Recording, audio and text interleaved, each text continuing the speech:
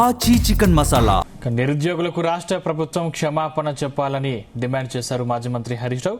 Hydraa driver పోస్టుల భర్తీకి వచ్చిన నిరుద్యోగులను అవమానించడంపై ఆగ్రహం వ్యక్తం చేశారు. 2 లక్షల ఉద్యోగాల హామీ బోగస్ అయిందంటూ ఫైర్ అయ్యారు. విద్యార్థులు నిరుద్యోగులంటే కాంగ్రెస్ ప్రభుత్వానికి ఎందుకు ఇంత కక్ష రేవంత్ రెడ్డి అని ప్రశ్నించారు. అధికారం కోసం ఎన్నికల సమయంలో విద్యార్థులు నిరుద్యోగులను నెత్తిన పెట్టుకున్నారు. ఉద్యోగాలు ఇస్తామని హామీలు గుప్పించారు. ఇప్పుడు అదే నిరుద్యోగులు ఉద్యోగాల కోసం రోడ్ల మీదకు వస్తే వారి పట్ల ఎంత కర్కశంగా వ్యవహరిస్తారా అని మండిపడ్డారు.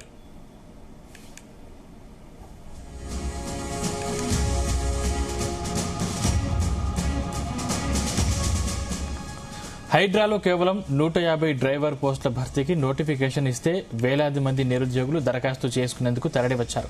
ఇది నిరుద్యోగుల తప్ప లేక ఉద్యోగాలు కల్పించడంలో విఫలమైన మీ ప్రభుత్వం తప్ప అని నిలదీశారు. ఇంజనీరింగ్ చదివిన విద్యార్థులను సీఎం స్థాయిలో క్రిమినల్ వేస్ట్ అని అవమానించడం, ఉద్యోగాల కోసం వచ్చిన నిరుద్యోగులను అధికారులు దుర్భాషలాడటం చూస్తుంటే యథా రాజా తథా అధికారులు అన్న సామెత గుర్తొస్తోందన్నారు.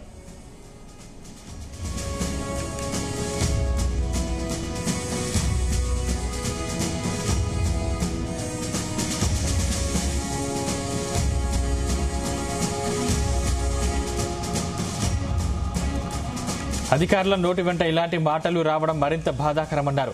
ఉద్యోగం కోసం వచ్చిన యువతను గౌరవంగా చూడాల్సిన అధికారులు వారిని అవమానిస్తే ఇక ఈ ప్రభుత్వం ఎవరి కోసం పనిచేస్తున్నట్లు అని మండిపడ్డారు.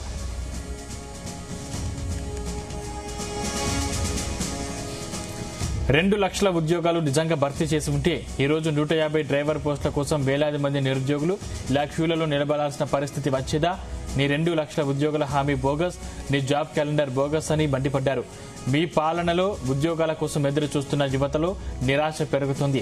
నోటిఫికేషన్లు సక్రమంగా రాకపోవడంతో పీజీ, పీహెచ్డీ వంటి ఉన్నత విద్య చదివిన యువత కూడా చిన్న చిన్న పోస్టుల కోసం పోటీ పడాల్సిన దుస్థితి ఏర్పడిందన్నారు. ఇది ముమ్మాటికి ప్రభుత్వ వైఫల్యానికి నిదర్శనమన్నారు హరీష్ రావు.